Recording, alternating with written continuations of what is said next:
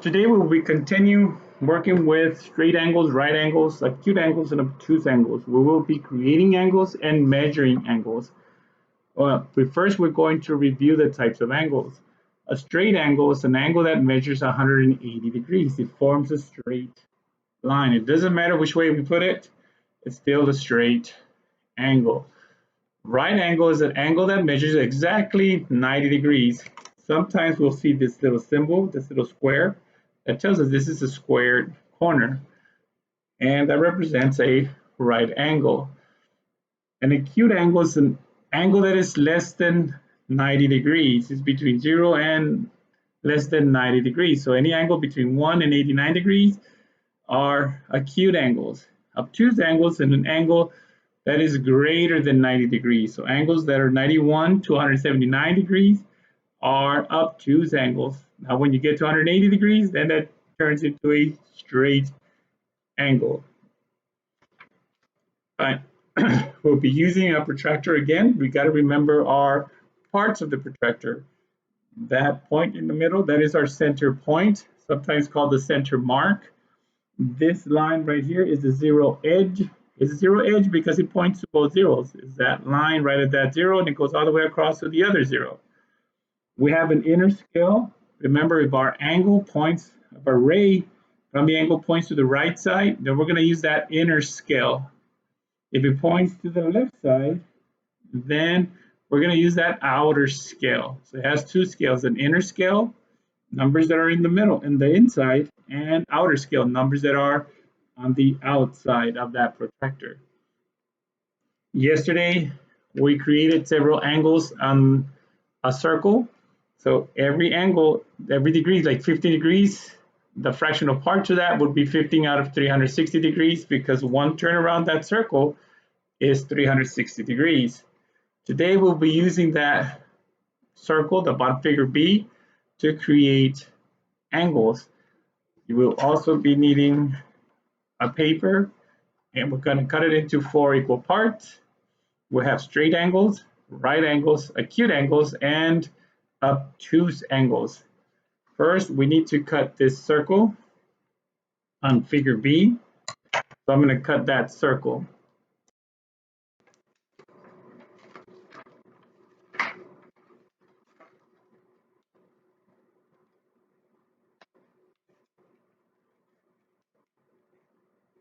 And so now I've cut that circle, and we're going to use that circle to make different angles, and then we'll measure those angles.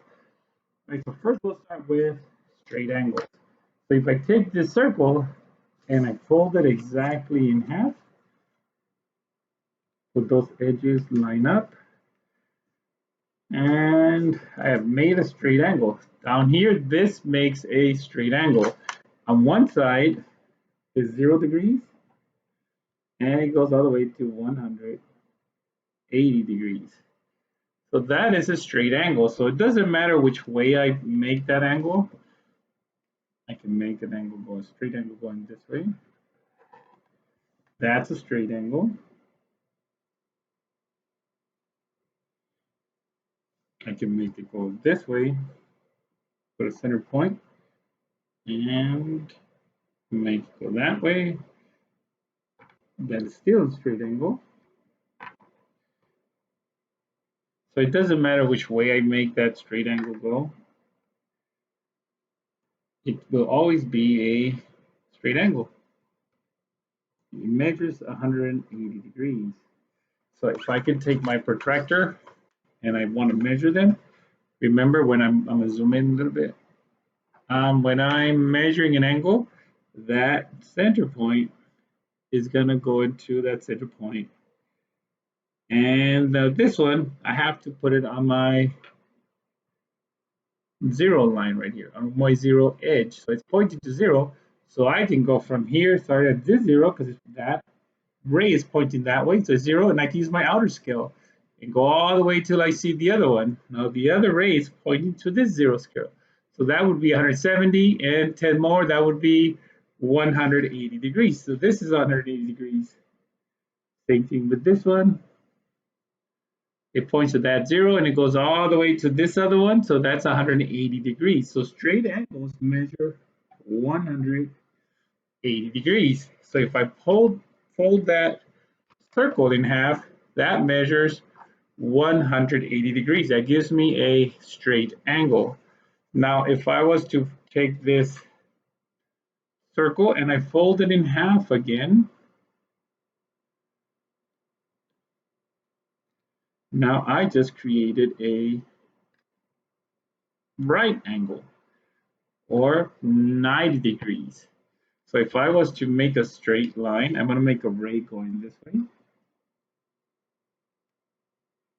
And I wanted to make that into a right angle. I could just put this right here, make sure that line follows this edge, and then make a line going up on this edge. And that would give me a right angle.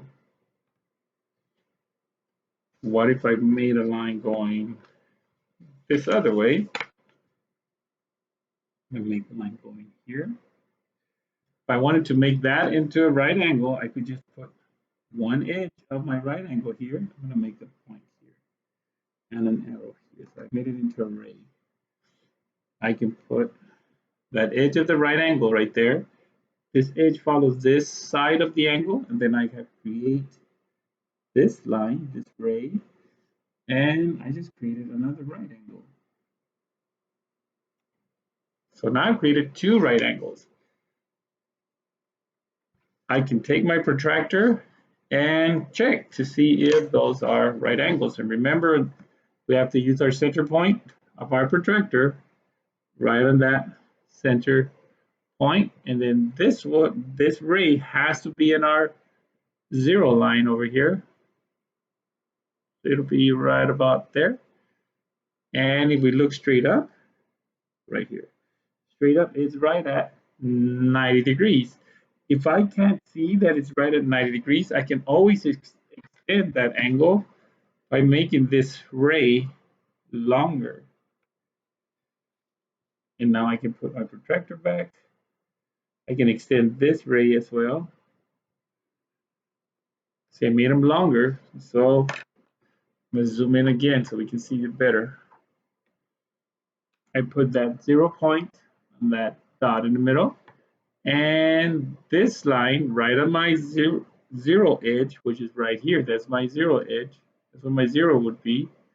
So I put it right on that line.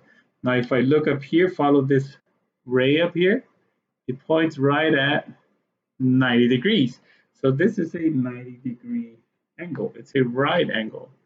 I can do the same with this angle right here. So again, I'm going to start with my center point. Has to be on this point right here at the vertices. And the 0 edge is going to be right at that end of that ray. So I put my center point on my vertices of the angle. And now this one has to be right at the 0 edge. It's pointing to 0. This is right at the vertices. So if I go right up to this one, it's right at 90 degrees. So this is 90 degrees. That is also a right angle. So I have two right angles. So when I fold that circle into fourths, I fold it in halves and I fold it in half again, those are fourths. I get a 90-degree angle, a right angle. Zoom out. So it doesn't matter which way I put that 90-degree angle, make one more. Doesn't matter which way I make it, will always be 90 degrees. If I follow the edge of that fold, I have a 90-degree angle. And like I said, you can use your protractor to measure that 90-degree angle.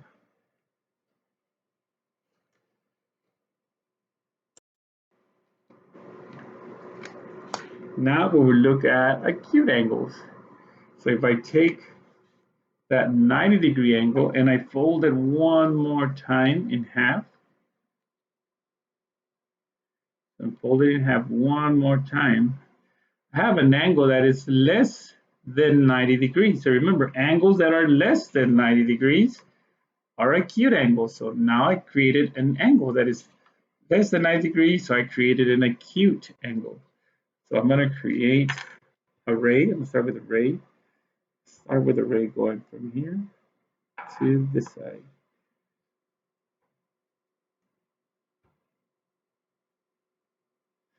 Now, if I wanted to make an acute angle, I could put the point of that ray, one edge on that ray, and then just follow this edge, and I created an acute angle. So it doesn't matter which way I put it again. I'm going to put it going this way now. I'm going to follow the edge of that one and follow the edge of this one. So I created another acute angle. Do one more. Let's put this one going this way.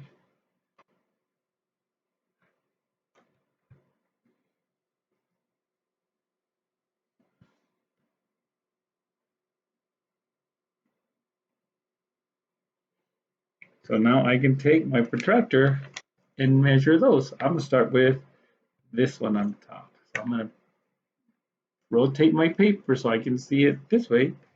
So again, like I remember the parts of my protractor.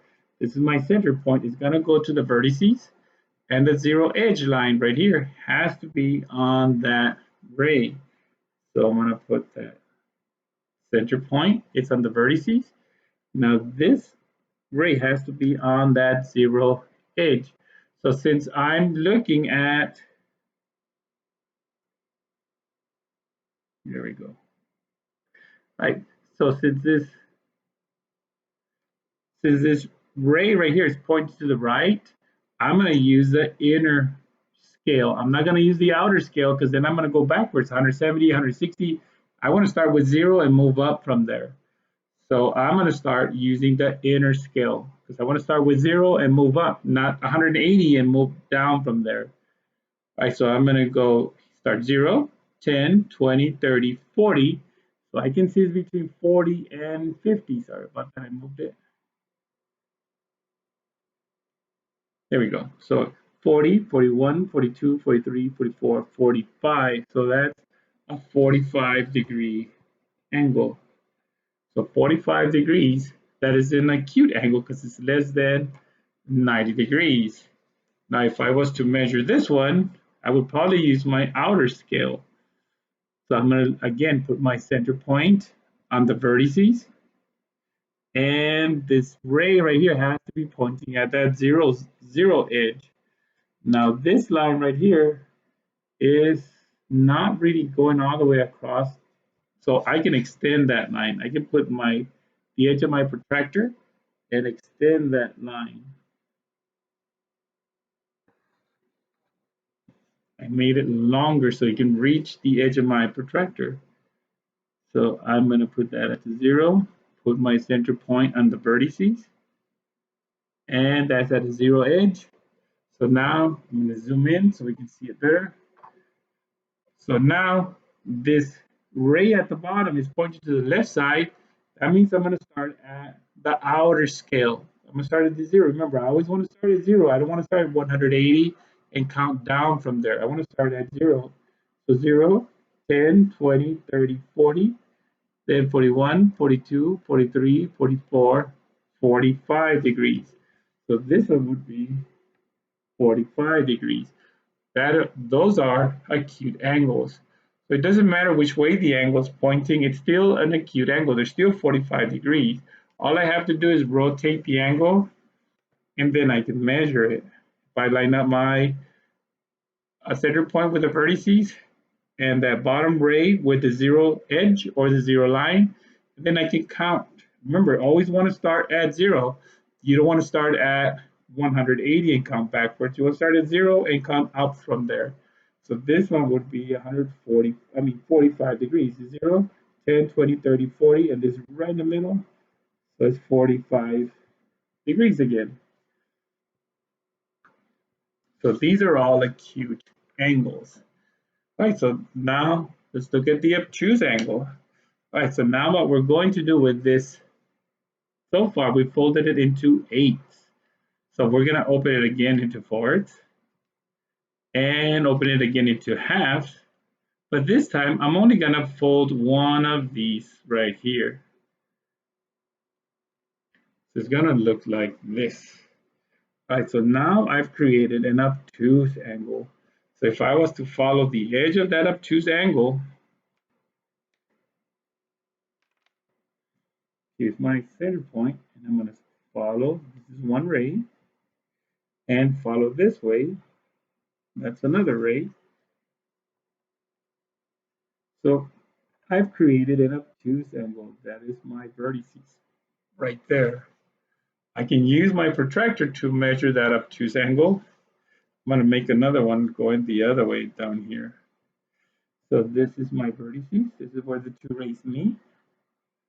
So this is one ray, and that's the other ray.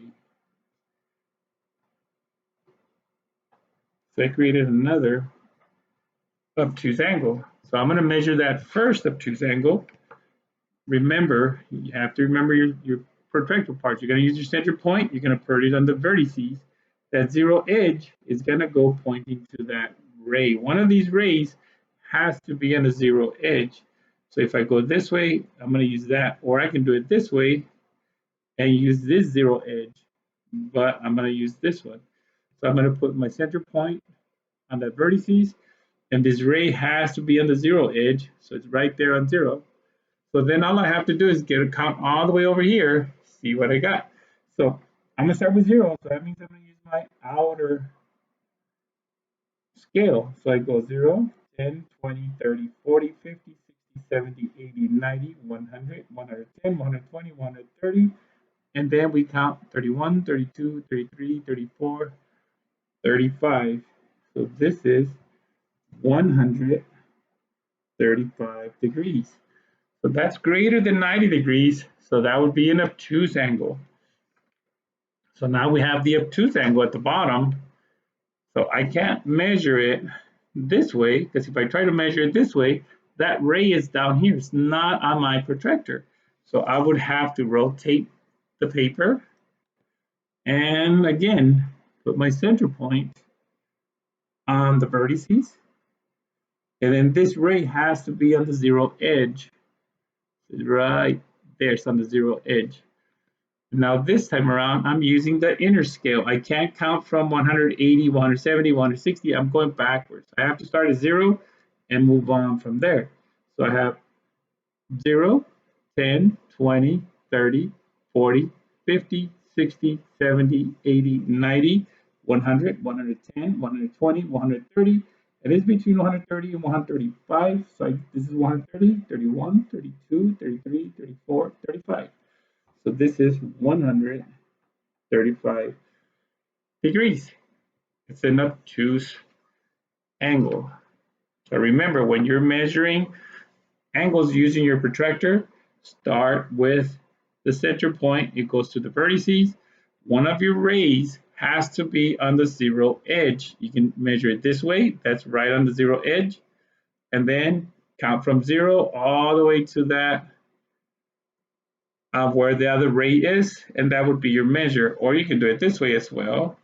If you want to use the inner scale, you can point to this zero edge and start with 0 on the inside and count to the other ray. That's what we're doing today.